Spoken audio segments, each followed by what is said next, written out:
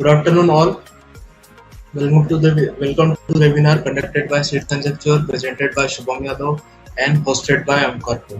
Okay, तो आज का जो हमारा टॉपिक है बहुत ही इंटरेस्टिंग होने वाला है, क्योंकि हमारा टॉपिक है how to use social media and job search platforms to get discover for your next job opportunity.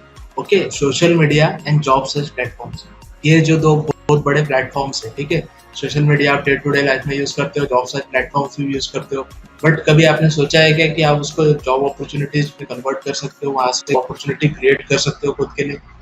नहीं, तो आज सोचिए. ठीक है, सबसे इंपॉर्टेंट चीज है हमारी लाइफ में जॉब. ठीक है, अब जॉब का जब डिस्कशन आता है तो why recruiter should hire you. ठीक है, देखिए आप देख सकते हो इमेज में हायर. तो टॉपिक जो है हमारा जॉब सर्च प्लेटफॉर्म्स है, how to get discover on job search platforms and social media. ठीक है, अभी आपको क्यों हायर करना चाहिए, आपके अंदर स्किल्स क्या है, पोटेंशियल क्या है. पोटेंशियल सबके अंदर है. अभी अगर हम कोई टूल डिजाइनिंग का टॉपिक पढ़ रहे हैं तो 10 लोग हमारे साथ में और भी पढ़ रहे हैं, बट हमारे अंदर क्या यूनिकनेस है. यूनिकनेस मीन्स क्या, हम किस तरह से हमारा नॉलेज रिप्रेजेंट कर रहे हैं, खुद की पर्सनैलिटी को रिप्रेजेंट कर रहे हैं, ये बहुत ज़्यादा इंपॉर्टेंट हो जाता है. सो आप किस तरह से खुद को पिच कर रहे हो इंटरव्यू में, ये भी बहुत ज़्यादा इंपॉर्टेंट है. आपके पास में बहुत स्किल है बट आप उसको डिस्प्ले नहीं कर पा रहे हो इंटरव्यू में, तो आपके लिए वो स्किल्स जो है वो कोई काम की नहीं रह जाती है. ओके, तो स्किल्स को रिप्रेजेंट करना भी एक स्किल रहता है. ओके, तो वो किस तरह से करेंगे हम अभी 1-1.5 घंटे में वो देखने वाले हैं. और सबसे बड़ी चीज़, अगर आपको जॉब अच्छा जॉब चाहिए तो आपको कंफर्ट जोन से आपको बाहर आना पड़ेगा. कंफर्ट जोन मीन्स क्या है यहाँ पे, कि आपको जो चीज़ अच्छी लगती है वही कर रहे हैं हम, ऐसा नहीं. कंफर्ट जोन मीन्स जो हमारे जॉब के हिसाब से इम्पोर्टेंट है, हमें वो चीज़ें करना है. ओके, तो इसके लिए हमको कंफर्ट जोन से बाहर आना पड़ता है. So what is job according to you. ठीक है, अभी सबके लिए अलग अलग डेफिनेशन रहते हैं जॉब के. कोई बोलता है इज इट 9 to 5 वर्क, किसी को लगता है 9 to 5 वर्क है, बोलता है कि दूसरे के लिए काम करना है, हमें दूसरा एक बॉस रहेगा उसके अंडर में काम करना है. ओके, कुछ लोग बोलेंगे वे ऑफ अर्निंग. ठीक है, अर्निंग भी रहता है, चलो बढ़िया. उसके बाद में implementation of knowledge into some work, मतलब ये थोड़ा सा भी कैंडिडेट जो है वो सीरियस वाला है, मतलब स्टडी से रिलेटेड है. वो चाहता है कि अपना जो नॉलेज उसने यूज किया है, स्टडी किया है, उसको कहीं ना कहीं एक वर्क में इम्प्लीमेंट करें. उसके बाद आते हैं कुछ लोग डूइंग समथिंग स्पेशल और यूनिक. वो सोचते हैं कि हमने जो स्टडी किया है उसके हेल्प से हम क्या यूनिक, क्या सोसाइटी को हम दे सकते हैं, स्पेशल कुछ डिजाइन कर सकते हैं. Not related to design, related to production, related to quality, related to banking, anything. Okay, then feeling that you are changing your life as well as other by making something. Okay, अगर ये feeling से आप job करोगे ना तो बहुत बढ़िया रहेगा. तो ये अलग अलग फैक्टर रहते हैं, अलग अलग माइंडसेट रहते हैं जॉब के रिलेटेड. तो देखिए, सबसे पहले अगर जो 9 to 5 सोच रहा है उसकी इफिशिएंसी कितनी आएगी जॉब में, 20%. ओके, अगर कोई दूसरों के लिए काम कर रहा है ऐसा सोच रहा है तो उसकी इफिशिएंसी कितनी रहेगी, ओनली 15%. अगर कोई सोच रहा है वे ऑफ अर्निंग है, तो कैसा अर्निंग के लिए आदमी हर चीज करने को रेडी रहता है, तो उसकी इफिशिएंसी कितनी आएगी, 50%. नॉट 100%, जस्ट 50% आएगी. Okay, then implementation of knowledge into some work, मतलब हम क्या कर रहे हैं, नॉलेज को इम्प्लीमेंट कर रहे हैं, तो हमारी इफिशिएंसी क्या है, ऑटोमेटिकली इंक्रीज हो रही है 70%. देन डूइंग समथिंग स्पेशल और यूनिक, 65%. ओके, एंड लास्ट जो रहता है हमारा, हम सोच रहे हैं कि हमारे अंदर एक फीलिंग आ रही है कि हम जो हमारे डिज़ाइन है उससे हमारा जो वर्ल्ड है वो चेंज करने की हम कोशिश कर रहे हैं, तो हमारी इफिशिएंसी ऑटोमेटिकली क्या होती है, इंक्रीज हो जाती है 90%. तो ये क्या कर रहे हैं, हम हमारे माइंड को ट्रिगर कर रहे हैं कि हम वर्ल्ड चेंज कर रहे हैं, तो उसकी वजह से क्या हो रहा है, अपना जो आउटपुट आ रहा है, इफिशियंसी जो आ रहा है वो सीधा 90% पे पहुंच गया. अब 10% जो रहता है हमारा वो इमोशनल फैक्टर रहता है, फैमिली फैक्टर रहता है, देन फ्रेंड सर्कल्स रहते हैं, डिफरेंट थिंग्स रहते हैं. सबके लिए 10% जो रहता है वो डिफरेंट रहता है. ओके, देन नेक्स्ट थिंग जो आता है, what is success in job according to you. ठीक है, अभी तो देख लिया हमने जॉब क्या है, लेकिन सक्सेस क्या है आपके अकॉर्डिंग. अगर आपको जॉब लगता है तो आपके हिसाब से सक्सेस क्या है, इज इट मनी और इज इट अचीवमेंट्स. ठीक है, अगर आपके लिए मनी इंपॉर्टेंट है तो आपका जो ग्रोथ है एक पॉइंट के बाद में सैचुरेशन हो जाएगा, बट आपके लिए अगर सक्सेस इंपॉर्टेंट है तो आपका जो ग्रोथ है वो बहुत ज़्यादा अच्छा रहेगा. ओके, मतलब अचीवमेंट्स अगर आपको चाहिए तो वो बहुत ज़्यादा इंपॉर्टेंट रहेगा, तो आपको अचीवमेंट पॉइंट ऑफ व्यू ही सोचना है करियर में सक्सेस के लिए. ओके ओके, तो डेफिनेटली वो आंसर तो मुझे पता था, लेकिन मैं पूछना चाहता था, एक कनेक्टिविटी बनाना चाहता था, बट ओके, नो प्रॉब्लम. कोई आंसर नहीं देना चाहता है, इनिशिएट नहीं करना चाहता है, कोई प्रॉब्लम, नेक्स्ट इसमें जरूर इनिशिएट करना, ठीक है। तो सबसे बड़ा फैक्टर क्या है, डेफिनेटली जॉब, ठीक है, जॉब इंपॉर्टेंट है, लेकिन जॉब के लिए हमें डिफरेंट डिफरेंट स्किल्स चाहिए। स्किल्स क्या क्या है, हमारी टेक्निकल स्किल्स रहती है, as a engineer technical skills हमारी अच्छी होनी चाहिए।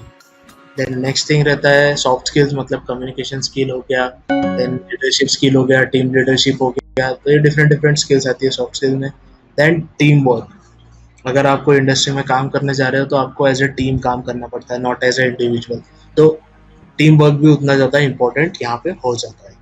देन आता है लर्निंग कैपेबिलिटीज, आप किस तरह से चीज़ों को कोप अप कर रहे हो, किस तरह से अडेप्ट कर रहे हो, किस तरह से कंपनी के कल्चर को अडेप्ट कर रहे हो, किस तरह से नए टेक्नोलॉजी को लर्न कर रहे हो, तो वो आपकी लर्निंग कैपेबिलिटीज में आता है। ओके, देन टेक्निकल स्किल्स में क्या क्या फैक्टर्स रहते हैं, देखिए सबसे पहले रहता है हमारा थ्योरी नॉलेज, थ्योरी नॉलेज हमको ज़्यादा से ज़्यादा चाहिए यहाँ पे। देन आता है हमारा प्रैक्टिकल नॉलेज, प्रैक्टिकल नॉलेज जो हमने कॉलेज में प्रैक्टिकल्स करे उसकी बात नहीं कर रहे हैं, practical knowledge in the sense कैसा, आपने अगर कोई डिज़ाइन बनाया और उसको एक्चुअल में किस तरह से इम्प्लीमेंट हो रहा है उसको इमेजिन किया, या तो आपने कोई मशीन देखा है वो किस तरह से वर्क कर रहा है, आपको पूरा उसका वर्किंग जो है वो माइंड में बैठ गया है, तो वो एक टाइप का क्या है, आपका प्रैक्टिकल नॉलेज है। देन मशीनिंग पे आप वर्क करते हो, वो भी आपका एक प्रैक्टिकल हो जाता है। देन आप कैट सॉफ्टवेयर पे वर्क कर रहे हो तो वो भी आपका एक प्रैक्टिकल नॉलेज होगा। तो ऐसे डिफरेंट डिफरेंट प्रैक्टिकल नॉलेज आप ले सकते हो। देन सबसे इम्पोर्टेंट स्किल आता है प्रॉब्लम सॉल्विंग स्किल, ये जो स्किल है ये सबसे ज़्यादा इम्पोर्टेंट है, मतलब अगर ये आपको बहुत अच्छे से आता है तो आपको डेफिनेटली कहीं ना कहीं अच्छा जॉब लगना ही है, क्योंकि प्रॉब्लम सॉल्विंग एक जो स्किल है ये बहुत बड़ी स्किल है। कोई भी इंडस्ट्री में जाते हो, अगर आप वो इंडस्ट्री का प्रॉब्लम कोई सॉल्व कर रहे हो तो डेफिनेटली आपको अच्छा पोजीशन मिलना है। So work on this skill, problem solving skill. Okay, in seat conceptual जो हमारा ट्रेनिंग पैटर्न है उसमें हम हमारे स्टूडेंट्स को बोलते हैं कि आपको प्रॉब्लम सॉल्विंग मेथड से पढ़ना है यहाँ पे। ओके, देन आता है innovative thinking. Okay, no problem, innovative thinking अगर आपका उतना नहीं है, थोड़ा बहुत कम ज़्यादा भी है, तो इनोवेशन आप धीरे धीरे ला सकते हो। अगर आपको प्रॉब्लम सॉल्विंग स्किल है तो इनोवेशन ऑटोमेटिकली, जैसा आप चीज़ों को एक्सप्लोर करना स्टार्ट करोगे तो इनोवेटिव थिंकिंग आपका धीरे धीरे धीरे धीरे धीरे धीरे स्टार्ट होना चालू हो जाता है। देन आता है out of the box imagination. ठीक है, अभी होता क्या है, हम स्पेसिफिक सोचते हैं कि जो मशीन ऑलरेडी बनी है उससे रिलेटेड कुछ करना है, उससे रिलेटेड थोड़े बहुत चेंजेस करना है, तो वो चीज़ें हमको छोड़ना है, हमको सोचना है आउट ऑफ द बॉक्स। जैसा कि हमारा जो लास्ट वेबिनार था उसमें हमने जनरेटिव डिज़ाइन के बारे में डिस्कस किया था।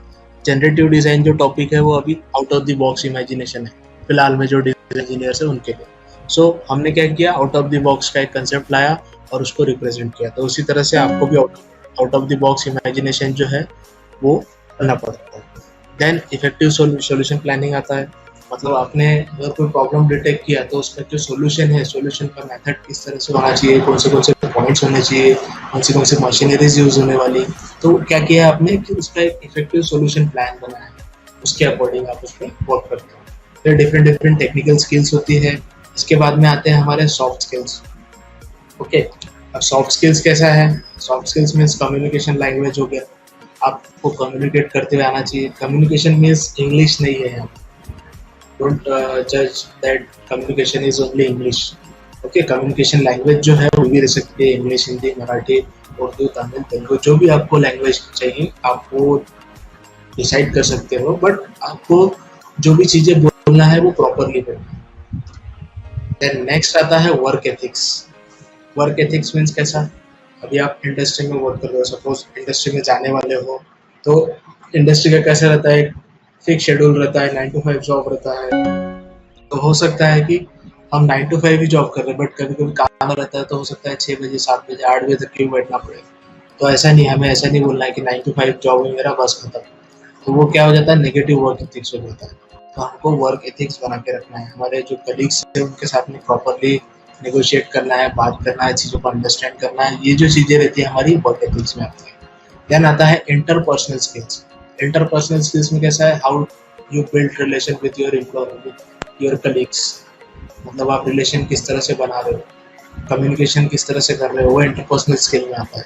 देन लीडरशिप स्किल कैसा है आपका, टीम वर्क कैसा है, ये सब जो है इंटरपर्सनल स्किल में आता है। देन टाइम मैनेजमेंट स्किल, आप 8 घंटा 10 घंटा जॉब कर रहे हो, 12 घंटा जॉब कर रहे हो, उसके बाद में क्या कर रहे हो, 12 घंटा जॉब कर लिया, 2 घंटा ट्रांसपोर्ट ले गया, 14 घंटा हो गया, बच्चा कितना है हमारे पास में 6-10 घंटा। ओके, तो 10 घंटे में से 6 घंटा निकाल दो खाना पीना और सोने के लिए, बचा आपके पास में 4 घंटा। तो वो 4 घंटे में आप क्या प्रोडक्टिव कर रहे हो, वो आपका टाइम मैनेजमेंट स्किल डिसाइड करेगा। आप किस तरह से वो टाइम मैनेज करते हो वो डिसाइड करेगा।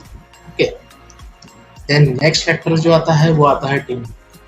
अब बहुत ज़्यादा इंटरेस्टिंग होने वाला है ये, क्योंकि टीम वर्क सभी को पता है, आज सभी पबजी खेलते हैं। Okay, PUBG world famous game है, मैं नहीं खेलता हूँ, बात अलग है, बट मैं क्रिकेट खेलता हूँ। ओके, बट आज के जो मैक्सिमम इंजीनियर्स हैं, मैक्सिमम यूथ है, वो पबजी पे खेलते हैं। ओके, तो पबजी कैसा है, टीम स्पिरिट वाला गेम है, टीम वर्क। आपके 5-6 लोग सर्कल स्टार्ट हो गया, उसमें आप पबजी खेल रहे हो। ओके, उसी तरह से क्रिकेट भी रहता है। तो ये जो दो स्पोर्ट्स है फिलहाल में अभी, ये सबसे ज्यादा आपका टीम वर्क स्पिरिट शो करते हैं।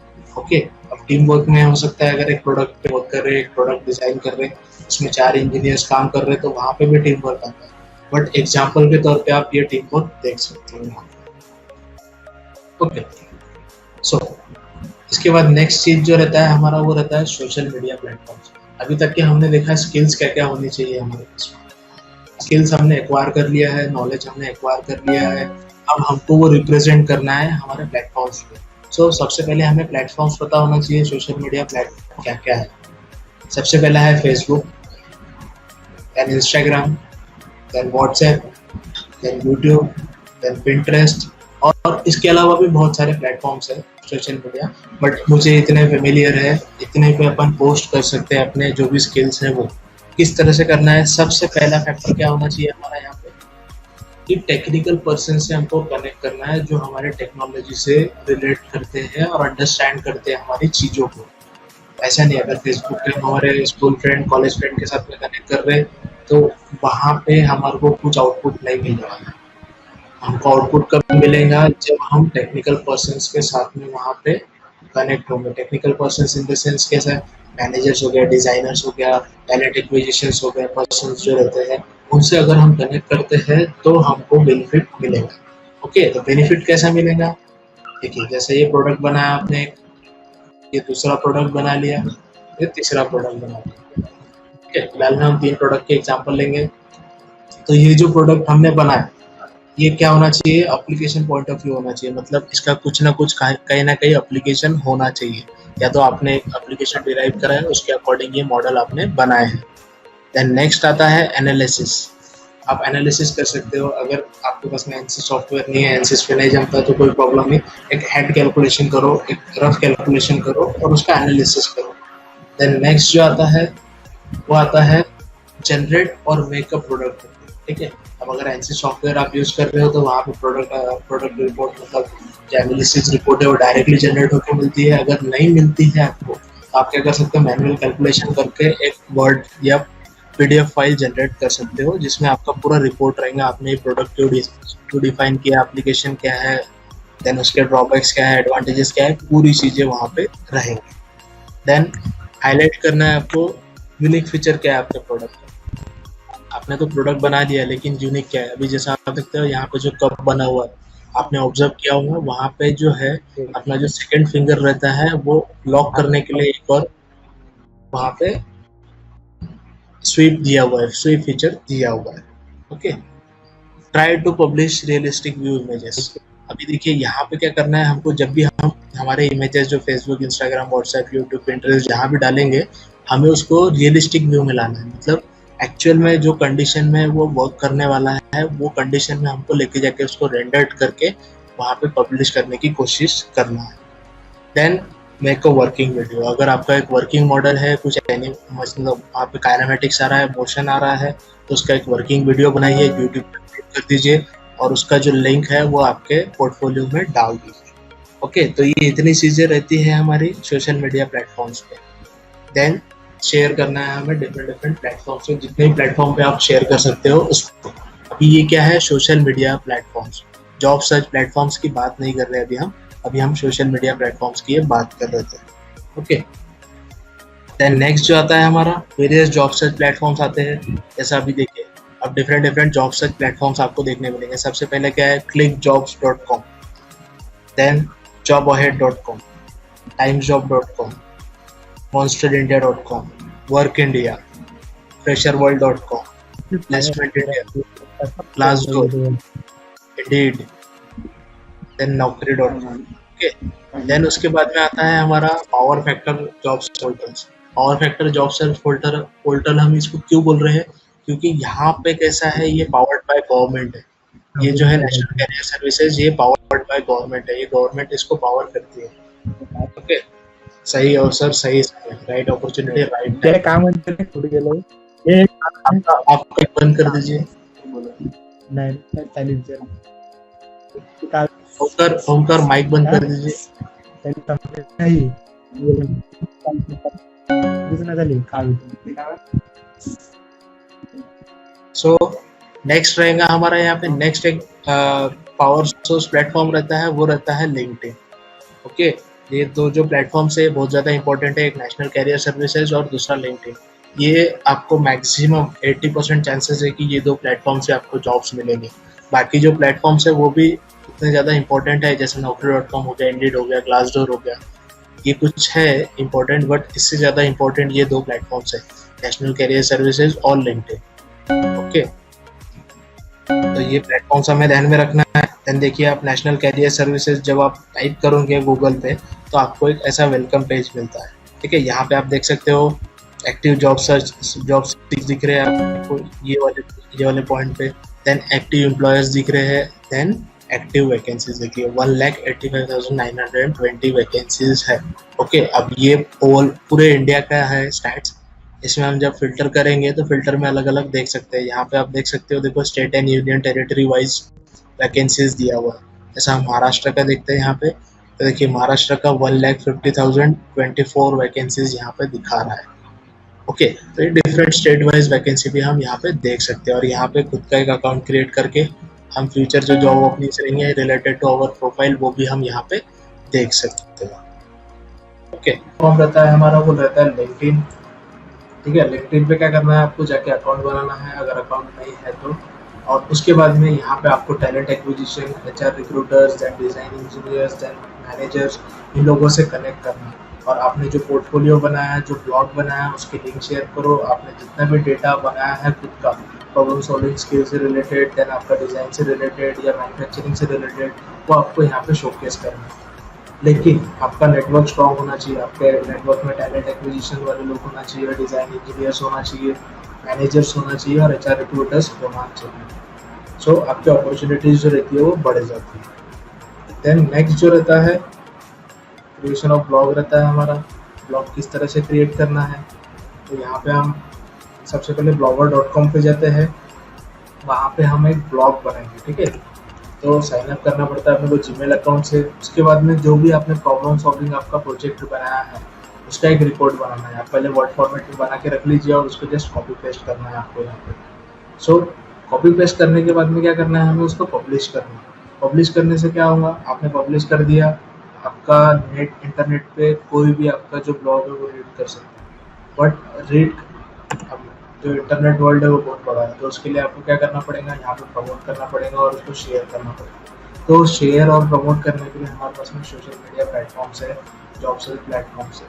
उसके साथ में हम ईमेल जब करते हैं तो वहाँ पे भी ये लिंक शेयर कर सकते हैं। देन जॉब सर्च प्लेटफॉर्म से भी कर सकते हैं।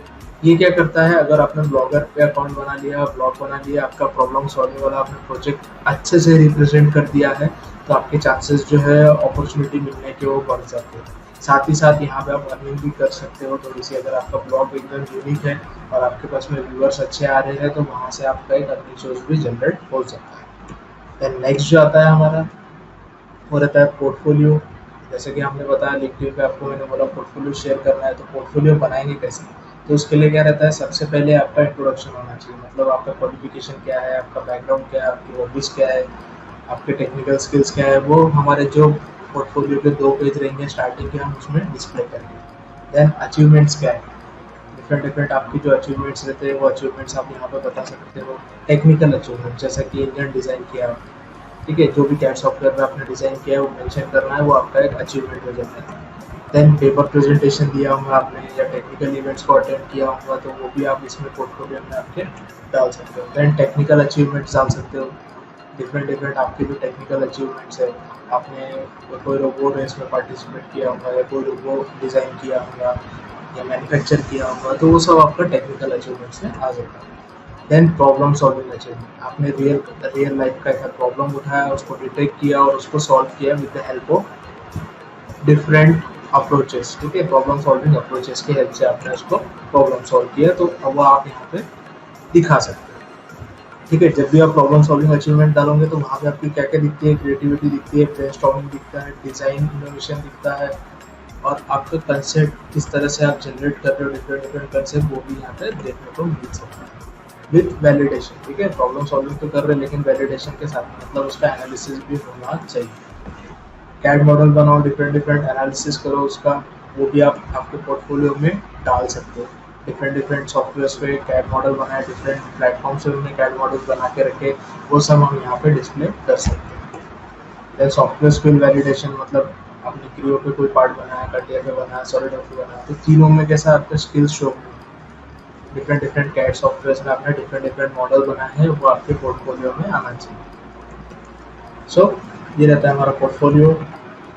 देन उसको पोर्टफोलियो बना लिया हमने, ब्लॉग बना लिया और सोशल मीडिया प्लेटफॉर्म से सब ट्राई कर लिया हमने। अगर सपोज इसके बाद में भी हमें जॉब नहीं लगा, तो हम क्या करते हैं, कंपनी के वेबसाइट पे जाके या एचआर को मेल करते हैं। सो मेल किस तरह से करना चाहिए हमें, अभी देखिए मेल का फॉर्मेट कैसे रहता है, टू सीसी सब्जेक्ट और आपका जो बॉडी रहता है मेल बॉडी, वो तो टू में क्या करना है हमें, एट ए टाइम एक ही जो भी रिक्रूटर है उसको मेल करना, मतलब नंबर ऑफ ईमेल एड्रेसेस यहाँ पे डालना नहीं है आपको, कार्बन कॉपी में भी नहीं डालना है, ब्लाइंड कार्बन कॉपी में भी नहीं डालना है। देन सब्जेक्ट में आपको ध्यान रखना है, आप अगर as a fresher job apply कर रहे हो तो मेंशन जरूर करना है आपको फ्रेशर या experience.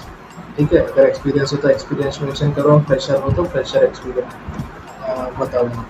Then mention position for apply, आप जो भी पोजीशन के लिए अप्लाई कर रहे हो वो मेंशन जरूर करना है, क्योंकि आपका जो फिल्टर होता है क्राइटेरिया, सर्च फिल्टर क्राइटेरिया जो लगता है वो आपका सब्जेक्ट पे लगता है। मतलब रिक्रूटर क्या करता है, जस्ट सर्च करता है फ्रेशर डिज़ाइन इंजीनियर। सो अगर आपने प्रॉपरली ये मेल किया है तो आपका रिक्रूट होने का चांसेस जो है वो बढ़ जाता है। देन आपके मेल बॉडी में क्या क्या होना चाहिए, कवर लेटर होना चाहिए कि आप वो जॉब के लिए सुटेबल क्यों हो, तो ये कवर लेटर हर एक कंपनी के लिए डिफरेंट डिफरेंट रहेगा। अगर आप गोल्ड डिज़ाइनिंग के लिए जा रहे हैं, प्लस डिज़ाइन के लिए जा रहे हैं, तो आपके लिए डिफरेंट डिफरेंट कवर लेटर्स रहेंगे। देन पोर्टफोलियो लिंक बताना है, जो भी पोर्टफोलियो हमने बनाया है उसको गूगल ड्राइव पे डाल दो या तो दिखा वेबसाइट पे डाल दो, और वो लिंक हमको यहाँ पे शेयर करना है, ताकि जो भी हम रिक्रूटर को मैसेज मेल कर रहे हैं वो देख सके कि आपने क्या वर्क किया है।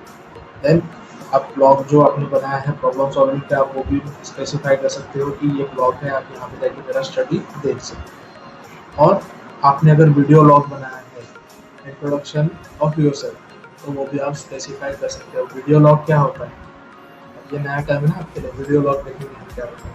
तो वीडियो लॉग क्या रहता है, बेसिकली आप एक तरह से इमेजिन करो कि आप एक इंटरव्यू में बैठे हो और जो कन्वर्सेशन आपको हो रहा है रिक्रूटर के साथ में, उसका एक हमने प्री इंटरव्यू प्रोसेस बनाया है with the help of webcam या मोबाइल कैम।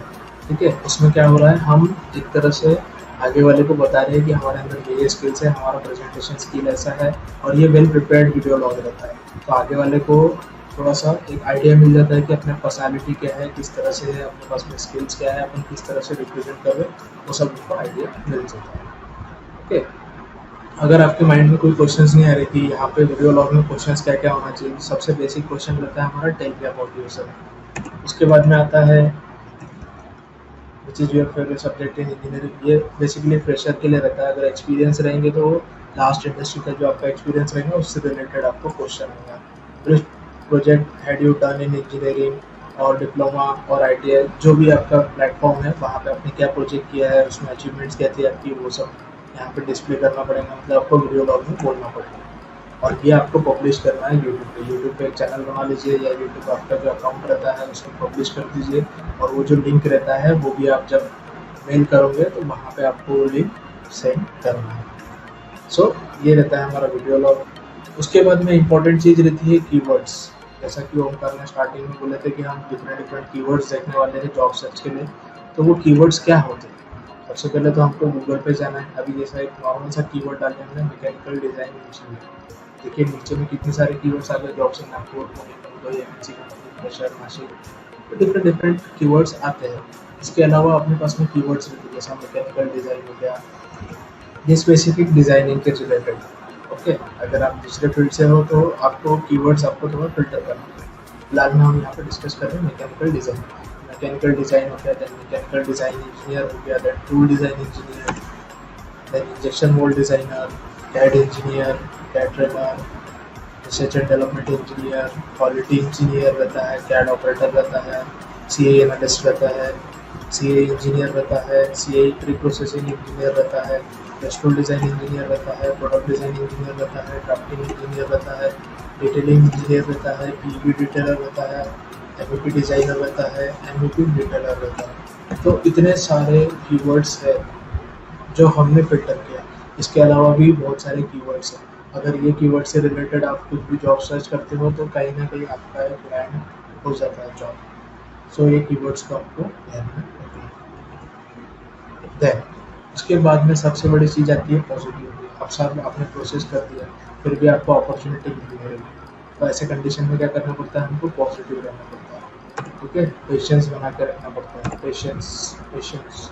देन हमें खुद से बोलना पड़ता है कि I can do it, I can do it, I can do it, I can do it. Then आता है सेल्फ कॉन्फिडेंस। हमको खुद पे कॉन्फिडेंस होना चाहिए कि मैं कर सकता हूँ। देन फिर पेशेंस फिर से आता है, कर सकता हूँ लेकिन पेशेंस भी रखना चाहिए। ठीक है, कर सकता हूँ, कर सकता हूँ, कर सकता हूँ। सो आपको यहाँ से ये आइडिया मिल सकता है, यहाँ से जॉब अपॉर्चुनिटी मिल सकती है। अगर ये वेबिनार देखने के बाद में अगर किसी को भी जॉब मिलता है तो सीट से ज़्यादा खुशी किसी और को नहीं। सो फॉर जॉब कंसल्टेशन हमको आप रीच कर सकते हो। अगर कुछ भी आपको क्वेरीज है तो आपको मेल कर सकते हो। आप जो भी क्वेरीज है आपकी सीट कर सकते हो, @gmail.com पर क्वेरीज डाल दीजिए, हम कोशिश करेंगे हम उसको सॉल्व करें। So thank you for attending this webinar. आप लोगों ने आपका क्रूशियल टाइम दिया, करियर टाइम दिया, इसके लिए हम थैंक यू बोलते हैं आपको। And please do provide your valuable feedback to us. Thank you.